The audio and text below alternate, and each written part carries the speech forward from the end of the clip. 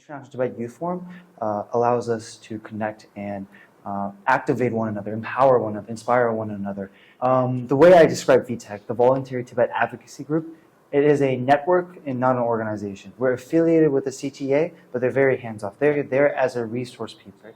And one day we'll definitely get a Tibetan congressman or congresswoman inside the U.S. Congress. So we want to build that pipeline. Bodja was started by a group of my friends. We all started together. We started as a newsletter. I remember going to the protests during when there was the rise of self-immolations, the horrible tragedies.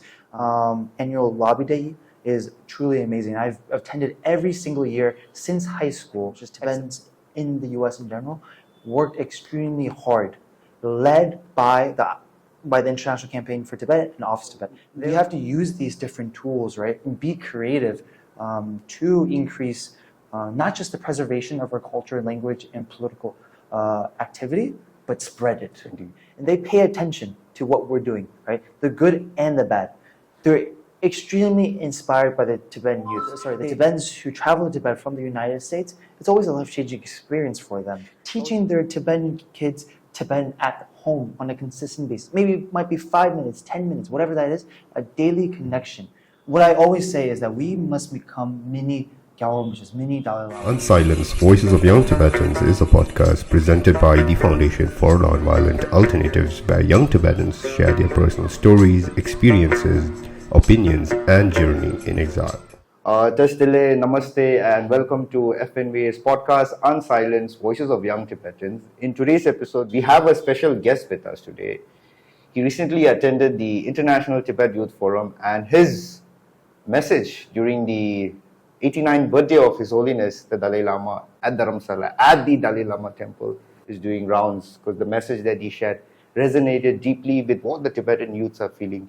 And besides this, he is also a founder of a podcast channel known as Bodja Podcast, something that even I follow. So taking this opportunity on behalf of the whole team of FNVA, I invite Tenzin Tsedub Lodoe to our podcast. Thank you so much. I've listened to a few episodes of the Unsilenced podcast and always reading the FNA reports and the research that you guys see. So amazing and always glad to be here. Thank you so much, Darius. So Lodila, the first question that I would like to ask you is, you've been attending the International Tibet Youth Forum. Last year we met. That was the first occasion where we met, and you attended this year's as well.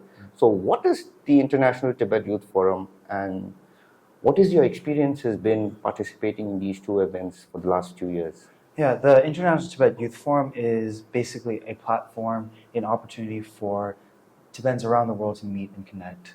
Last year and this year, we had about students from 13 different countries, 100 students each. The amount of people you meet, the amount of relationships you build. And I think that's the most important thing, it's relationships. Because through those relationships, you build trust in person. Because it's very difficult to build that relationship virtually.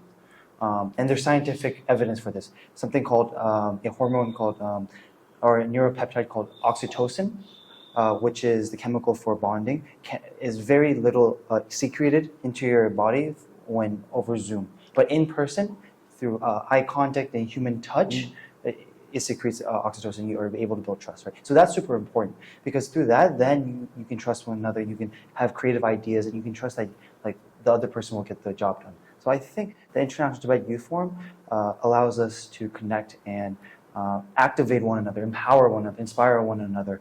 And of course, there's that between the peers and the participants, but also we have a list of panels that we get lectures and teachings and workshops and activities from. And they are extremely accomplished members of the Tibetan community and outside the Tibetan community who've done a lot of advocacy work.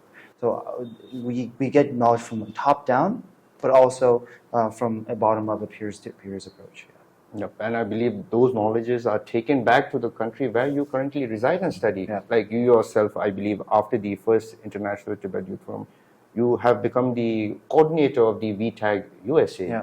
So, like, being a coordinator comes with its challenges. Yeah. And besides coordinating, as mentioned before, I said you also have been one of the co-founders of Bodja Podcast, and you've been coming out with some interesting podcasts. Yeah. So could you share to our audience what VTAG is and what's the story behind Bodja Podcast? Yeah, so first VTAG, The way I describe VTAG, the Voluntary Tibet Advocacy Group, it is a network and not an organization. We're affiliated with the CTA, but they're very hands-off. They're there as a resource people. If we need a certain help, perhaps funding or some materials, research, then we approach them or they approach us. But besides that, they're very hands-off. Then you have to build the VTAG in your respective country. For the United States, it's a pretty big challenge because it's a pretty big country with 50 different states. So what we're trying to do is have individual state coordinators. My main job is to be a facilitator and a point of contact for CTA. The way I describe VTAG to my VTAG members is that we are trying to be a mini International Campaign for Tibet, ICT, and mini Office of Tibet. So what does the ICT and the Office of Tibet do? What they do is, again, build relationships with the policymakers, legislators, right? For example, Speaker Emeritus Nancy Pelosi. Because of that incredible relationship she has to His Holiness, or that she has to His Holiness and to ICT and Office of Tibet, we're able to leverage that and create policy like the Resolve Tibet Act, the Tibet, and many more policies in the past. So we want to do that, but at the state and local government level. Why? Because one, ICT and Office of Tibet are at maximum capacity. They can't reach, they don't have the resources to reach the individual 50 states like we would want to, right? But VTAG can, the members of VTAG can. Why? Because they are the constituents of the local government. The local policymakers are more likely to listen to these individuals rather than coming from ICT or Office of Tibet. That's one reason. Two, these policymakers at the local government, maybe mayors or maybe state representatives, they are the future congressmen in the federal government. So it's very strategic. We create a pipeline of Tibetan supporters in the U.S. Congress, and even perhaps in the executive office as the President of the United States. Right? So it's very strategic on that front. And that's super important because if you do an analysis on, let's say, the Tibet supporters in Congress, they're probably on the older side. For example, one of the greatest supporters of our Tibetan movement in the U.S. Congress was Senator Dianne Feinstein, who passed away recently. So, and of course, Speaker Emeritus Nancy Pelosi is also aging as well. So we need that fresh pipeline of Tibetan advocates within Congress, right? And one day we'll definitely get a Tibetan congressman or congresswoman inside the U.S. Congress. So we want to build that pipeline, and VTAG does that because it gives young Tibetans an experience for advocacy. So they get the experience of the behind the scenes, how everything works, and the behind the curtain scenes. It also gives them the passion to say, okay, we can do something. I can do something as an American, as a Tibetan American, living in Virginia, Washington, D.C., or California, wherever they are. Yeah. And you yourself, Lorilla, you mentioned very important aspect that we as a Tibetan community should think when it comes to the Tibetan freedom movement. It's not only protesting. I mean, protesting is a vital factor, but meeting with policymakers, doing things behind the scene. You yourself are an individual who worked at Washington, D.C. Yeah. Could you share with us your experiences there, and what do you think we Tibetans can do more? I mean, it's not like we are not doing anything. We are doing, like you mentioned, ICT, Offices of Tibet. They're doing amazing work. I mean, it's not only in America.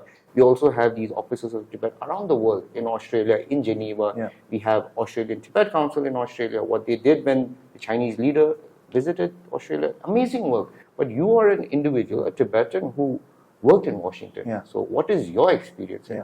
What do you like to share to our audience on that? Yeah, going firstly to answer the second part of the first question, Bodja.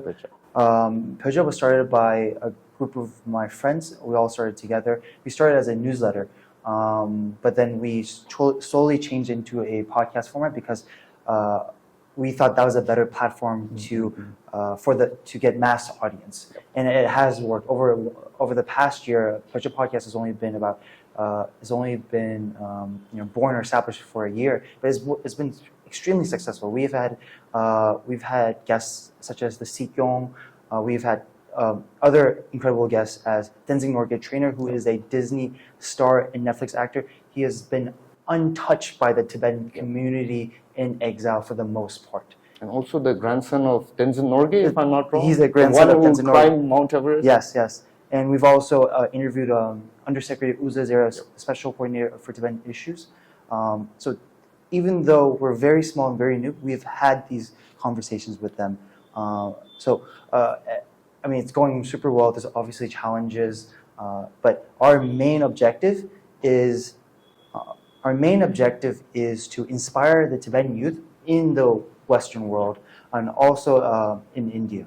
And we do it in English because we don't want language to be a barrier. Indeed. We think information is identity, so information is the most important thing. That's why we primarily do it in English. In Washington, D.C., my experience in Washington, D.C. first came when I was young. I did go to protests. I remember going to the protests during when there was the rise of self-immolations, the horrible tragedies. I remember going to all the 2000 protests during the Beijing Olympics in Washington, D.C. in front of the White House, going to marching from the Chinese embassy all the way to the White House. So as a child, I've done these things. And that's where my experience with Tibetan politics, I think, started. But then as you grow older, you have to see, depending on your personality and also your skill set, how can you best serve the Tibetan movement? And I think for me, that's how I became passionate about the work that the International Campaign for Tibet and Office of Tibet does. Their yearly lobbying, annual lobby day is truly amazing. I've attended every single year since high school, except for the 2 COVID years. So that would be close to 6 years of consistent lobbying that I've done for the International Campaign for Tibet, for the Tibetans in Tibet. And it's a truly amazing experience because you see the tangible change.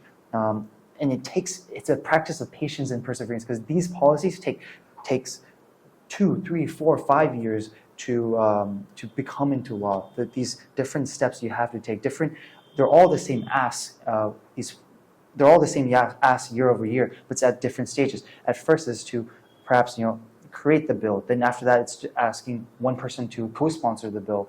Then another one maybe in the House. Then next year it might be just in the Senate. Right? So it's a practice of patience and perseverance. But also, when the bill does pass, it's so rewarding because it's a lasting impact. It's a U.S. law, right? So therefore, they have to go through the entire process again just to change it if they don't want, if the people of the United States decide not to want it, right? So, but there's that lasting impact. So that's why I feel passionate about advocacy. And there's so many other things you can do, right? Creative things. You have to be creative. I think that's one important aspect. And that's something we've been seeing a lot in the Tibetan community. Everyone's becoming super creative. They're repurposing, before this we talked about social media, where you're leveraging social media incredibly. Pujung Gacha's aha moment is going viral in our Tibetan community, which is a great thing. I've taken inspiration from him, and we've started Bodja Podcast. There's newsletters out there. There's Instagram accounts that focus on Tibetan Buddhism in the young Tibetan community in Gorshe, right? So we have to use these different tools, right, and be creative to increase not just the preservation of our culture and language and political activity, but spread it. Indeed. Yeah. And then so that's where it started. Those protests, then slowly ICT gave me a really good introduction, and that through those few years, I had a sense of confidence that I'm not ready, but I can become ready. And then I ran for student government for my college. I went to 2 different colleges. I transferred after my 3rd year because I went to a community college, which is basically like a public school, a government school. So my 2nd year of the government school, the community college, I ran for president and I won the election. So I was a student body president of 80,000 students. So through that, my main priority was to my classmates and the students of my community college. However, as a Tibetan, I always tried to leverage my platform and the resources and the connections that I had. I was able to meet with the First Lady, Dr. Joe Biden, with other senators of Virginia, my state, and so on. And after that, I've worked at a think tank. I've worked at the White House as an intern. And I've always, had, being a Tibetan alive, maybe not directly work for the Tibetan cause, but as a Tibetan, I have to show them, Tibetans are diligent, Tibetans are intelligent, Tibetans work hard. And that's what I've always tried to do, to be a representative of the Tibetan people, to be a representative of His Holiness the Dalai Lama, because after all, I am named after him. So those are a little bit of my experiences in Tibetan advocacy. It's just about, as Holiness always says, using your human intelligence. You can be creative. There's a billion ways to be active in the community, right? It's about taking one step. I think the most important thing that we forget, especially in exile, is that we have to do something. And it doesn't have to be big. It doesn't have to take too much of your time, just something. Because being in the habit of doing something will actually give you the meaning and purpose in life. So right now I'm currently interning at Harvard University at the Leadership and Happiness Laboratory. And the paradox in happiness is that people chase things that think that will give them happiness, but don't really give them happiness. For example, they chase money, power, pleasure, fame. Those are not necessarily bad, but if you think they're the highest form of things that you can chase, then they will become negative to you. Those aren't the things that will give you happiness. Those are the means to end. You need power, right? If you're the president of the United States, then you can help the Tibetan people or help as many people as possible, help the world. So you need the power, but it's leverage, right? But you shouldn't chase the power, if that makes sense. So it's about doing something. I think that's something we forget.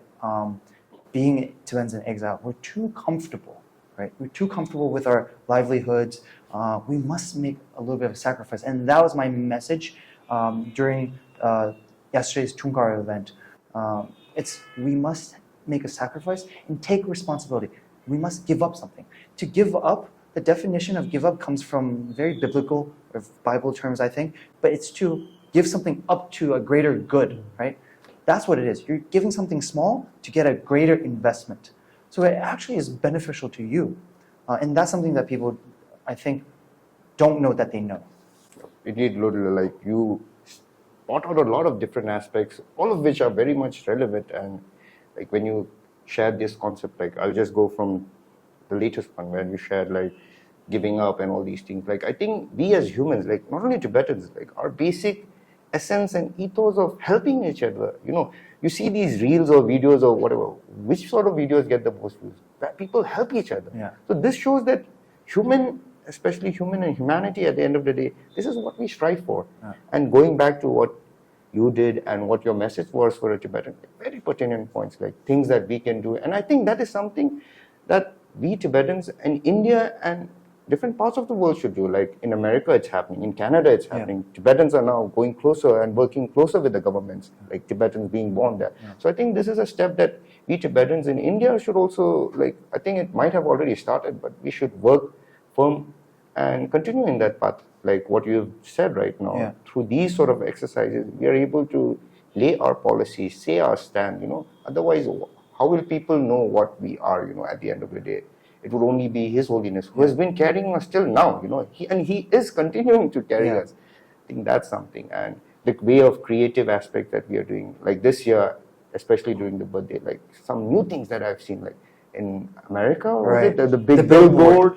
It's incredible. They raised $10,000. I think it was maybe Ngatso, the organization. I've met the founder once. Extremely creative, extremely entrepreneurial. We need that type of advocacy. Because it was so creative, he was able to raise the $10,000 in one single day, basically, 1 or 2 days. Yeah. It's incredible, right? But that also shows that the creative advocacy works, but also how passionate and how much love the Tibetan people have for His Holiness, right? You mentioned the Tibetans in India versus the Tibetans in, let's say, the West, right? I think there's a little bit of a difference where the Tibetans in India take them being in the Tibetan community for granted, yep. Right? That's one thing. They're like, oh, we're in the Tibetan community, so I don't have to do too much because, they're surrounded by Tibetan people. Whereas I think Tibetans in the West who may become, let's say, activated, right? Mm-hmm. That's a very activist term, right? But become empowered. They actually do a lot more because they have to work even harder to build that connection to the Tibetan community, if that makes sense. Because there's very little pockets of Tibetan community. Yeah, that was something I believe participants of the recent International Tibet Youth Forum, he also raised that question of how we have become too comfortable. I was watching the session live, even though I couldn't attend. Yeah. And even in my family, I have 2 younger sisters, both of them hardly attended a Tibetan school. And sometimes like even though I attended a Tibetan school, the passion that they have over Tibet sometimes is more than mine. So there's this contradictory, which is happening, and I think we must work on it definitely. And one thing that you mentioned when you were talking about like working in White House and at the US, like when it comes to activism, policy making, was how certain things takes some few years. It takes time. It's not like immediately. It does not come out like that. And of late, the big news that is the Resolve Tibet Act, which has been passed by the US Congress, and it is going to be signed by the president quite soon. So what is your not hopefully, I think it will get signed. Maybe there might be some changes in the sentences, who knows, but what is your take on that? And in this policy, like I believe everybody has been saying, led by our Sikyong Tempat Sringla, how it was the lobby, and it was not only some groups, it was whole Tibetans in America who came out in throngs. So what was your experience there, and like what do you think this bill would achieve? First, it'd be really cool if President Biden signed that Tibet Resolve Act with His Holiness the Dalai Lama in the room. Right, that would be incredible to see. We'll see if that happens or not, right? But my experience with the bill and the lobbying was that the VTAG members, right, also non-VTAG members, just Tibetans in the U.S. in general, worked extremely hard, led by the International Campaign for Tibet and Office Tibet. They were the ones who were carrying the load, of course. They were the ones having the meetings, going back and forth, changing wordings here and there, working with the State Department, working with the U.S. Congress, members of the executive office to create a bill that will pass. Right, that's the most important thing. It may not be the perfect bill, right? It might not be the perfect legislation, but it's a practical bill that moves us in a step forward, but that will also pass, right? That is also achievable, right? Yes, we need an optimistic ideal, but also practicality is important, right? There's always these paradoxes. You mentioned we need patience, right? We need patience. We need a long-term expectation, long-term view, but also we need a sense of urgency, right? So there's always these paradoxes. I think this bill is incredible. The bill does, to my understanding, right, the bill is very short, but so once it becomes a law, all the execution of it, then there'll be like hundreds of pages of documents on how they will execute. But for now, the bill is very short. To my understanding, I think it does three things. So there's three parts to it. Part 1A is that it says that the Tibetans in Tibet, the Tibetan people are very distinct from, I think, the Chinese people. I think that's one part. The second part the first part is, part B to part 1 is, it says it's very, the wording is here very particular, and they said it in this, they said it purposely in a very particular way. I think it's something like China's claim over Tibet, that Tibet has been part of China since antiquity, is inaccurate. I think that's the wording, and it's very specific. It doesn't say that Tibet was never part of China or anything like that. That's the specific. And the people who work in the study in the legal field or policy field will understand the differences. The second point is that it states that this dispute between Tibet and China is not resolved. So hence the Tibet Resolve Act. Third, I mentioned the Undersecretary Uza Zeya, Special Coordinator for Tibetan Issues. The third point in the bill, the third main point in the bill, gives her more capacity to fight against China's constant and consistent disinformation. I'm not exactly sure how that will be executed. Maybe more funding, maybe more resources, or I think that is in the execution phase after the bill is passed and signed into law. But those are the three main points. One, the claim that the bill says that, and this is basically the U.S. states that the Tibetan people are separate from the Chinese people, and Tibet, since China's came over that Tibet has been part of China since antiquity, is false. Secondly, there needs to be more dialogue. There needs to be a resolution between Tibet and China. Third, giving more resources to the Undersecretary in that position for Special Coordinator for Tibetan Issues. Those are the three main points, I believe. Indeed, and on top of this, like this is, I mean, unfortunately, it was pushed. I've observed it because I've read the entire bill. Like, it was pushed. It's just a modification of the 2002 Tibet Act. But this is something very important, I believe, because it's under Section 6, if I'm not wrong. It says that Tibet here refers to not only the Tibetan Autonomous Region, but also the Autonomous Prefecture in the People's Republic of China since 2017, which more or less, I mean, they didn't say it out loud, it's not mentioned there, but it includes Chakasum. So I think this is something very important that is mentioned in this bill. And previously you mentioned Nganso, and I've been following what they're doing, not only him, a lot of people in the West, like, you know, what they're doing is very encouraging for us Tibetans here. It inspires us and motivates us to take the extra step, like our elders, you know. So one thing I've been observing, and many people have been observing, is how many Tibetans who stay in the West or not in India, like, they have this capacity to travel to Tibet. Maybe not the Tibetan Autonomous Region, but this is very tight, unfortunately, under the current occupation where our sisters and brothers are continue to suffer day in and day out. But they've been traveling to Tibet. Have you come across them, and what is their take on Tibet when they visit? Like, yeah.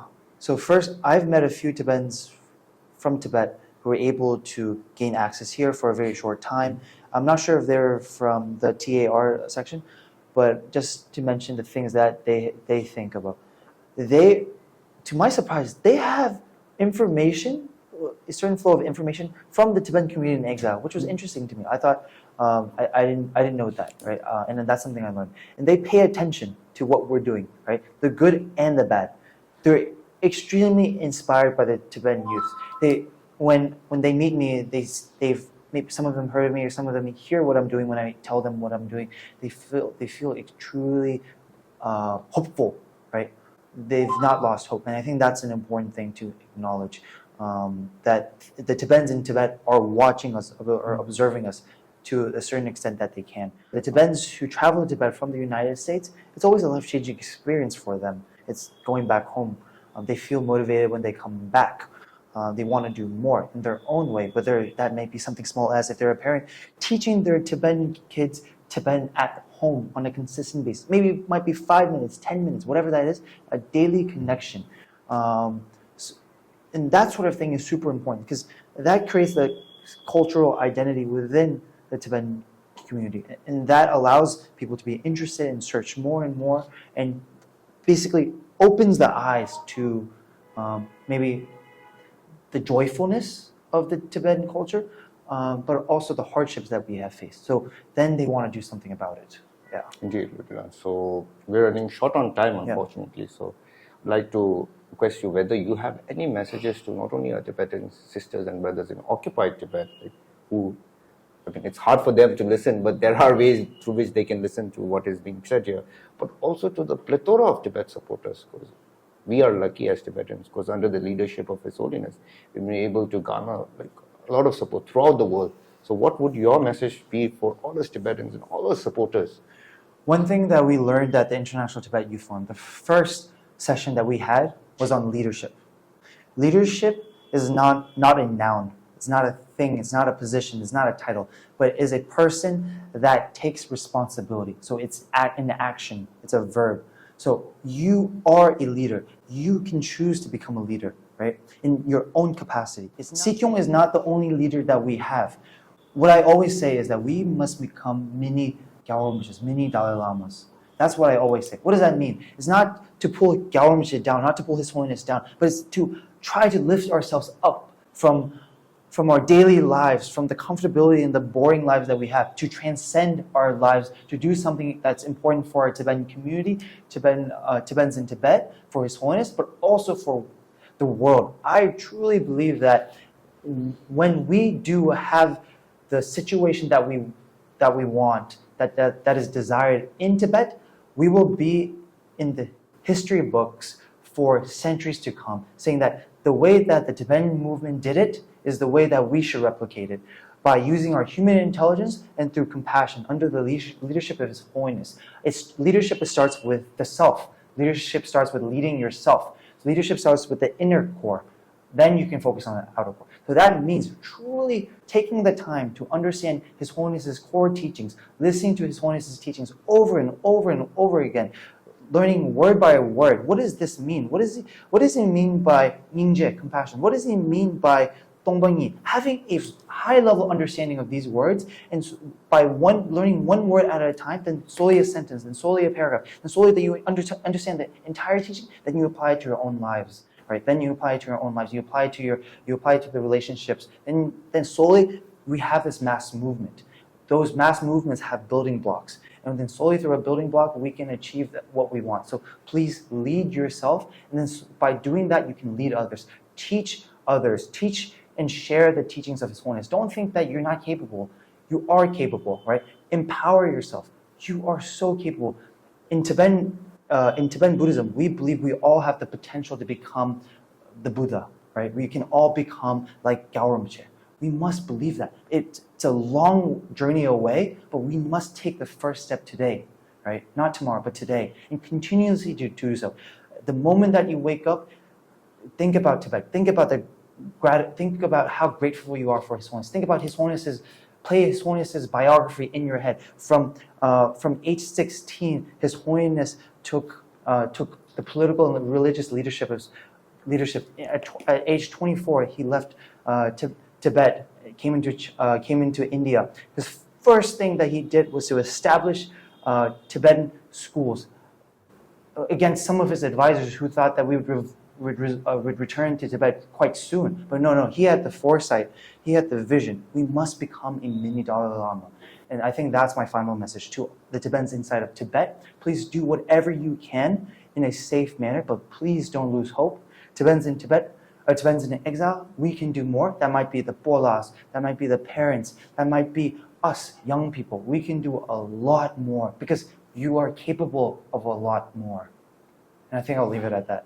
Thank you so much. Thank you so much for having me. Really appreciate it. Your message of, mini Gyalrumche, like ambassadors of Tibet. Exactly. Think about Tibet. Exactly. All these leaves are very powerful notes. So, like, you have a flight to catch today, but we pulled you here. Yeah. We are very grateful, and your message will deeply resonate with everybody listening to this. So thank you so much. Thank you so much for having me. For more updates and videos by FNVA, click on the link and please subscribe to our channel. Thank you for watching.